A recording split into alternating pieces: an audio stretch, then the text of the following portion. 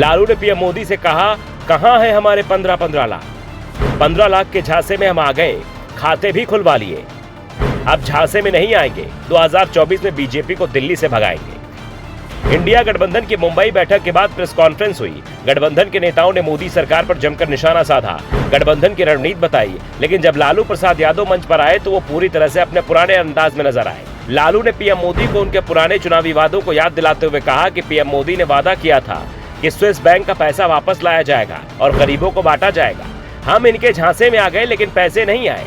लालू प्रसाद यादव ने कहा कि इन लोगों ने काफी झूठ बोला। ये बोलते थे हमारा पैसा स्विस बैंक में है और उस पैसे को वापस लेकर आएंगे।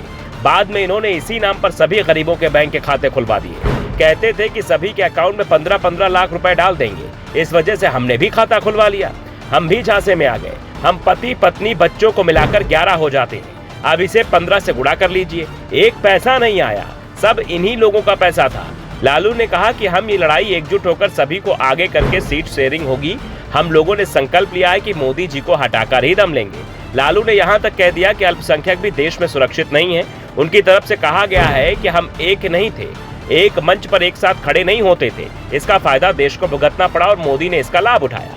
इसके साथ ही लालू ने सूर्ययान का जिक्र कर भी पीएम मोदी पर निशाना साधा। लालू ने इसरो के वैज्ञानिकों से अपील की कि मोदी जी को चांद तक नहीं सूरज तक ले जाओ। आरजेडी चीफ ने कहा कि इस देश में अल्पसंख्यक सुरक्षित नहीं है। क्या क्या हो रहा है इस देश में आपको मालूम होगा। देश में गरीबी बढ़ रही है, महंगाई बढ़ रही है। 60 रुपए किलो भिंडी हो गई, टमाटर से कोई स्वाद नहीं। लगातार लड़ाई लड़ते लड़ते हम लोग आज इस मुकाम पर आए हैं कि हम सब पटना, बेंगलुरु और महाराष्ट्र आए हैं। इस मीटिंग के बाद अब हम सब एक निष्कर्ष पर पहुंचे हैं, एक संगठन बना। लालू ने कहा कि मैं पीएम मोदी से पहले से लड़ता आ रहा हूं। मैं कई सर्जरी करवा चुका हूं लेकिन हारा नहीं हूं। मोदी जी को हटाकर ही दम लेंगे। लालू ने पुरानी घटना को याद करते हुए कहा कि हम राज्यसभा में थे, उन दिनों में भैरव सिंह शेखावत उपराष्ट्रपति थे। गुजरात में सांप्रदायिक टकराव हुआ। जब हुआ तो यूरोप के देशों ने भी भारत में नागरिकों को न जाने की सलाह दी थी। इनका प्रवेश भी निषेध हो गया था। हमने राज्यसभा में नरेंद्र मोदी को गिरफ्तार करने की मांग की थी। संसद में हंगामा मचा था। अटल बिहारी वाजपेयी उस समय देश के प्रधानमंत्री थे। हमने ऐसा नेता नहीं देखा। उन्होंने नरेंद्र मोदी को सुनाया राजधर्म कोई चीज होती है, लेकिन वाजपेयी ने उनके एक्शन की निंदा नहीं की।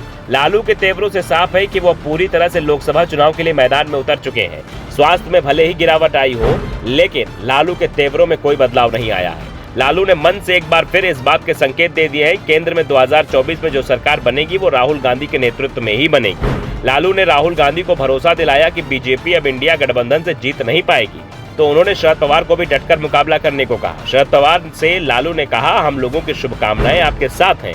आप पुराने नेता हैं, डटे रहिएगा, अपनी पार्टी को मजबूत रखिए। दरअसल लालू हो या इंडिया गठबंधन के दूसरे नेता, वो ये मानकर चल रहे हैं कि अगर गठबंधन की पार्टियां मजबूत नहीं रहेंगी तो इसका गठबंधन की ताकत पर असर पड़ सकता है। साथ ही सीट शेयरिंग के मामले में भी परेशानी हो सकती है। पार्टी अगर मजबूत होगी तो हर मामला आसानी से सुलझा लिया जाएगा। Bureau report, the such India.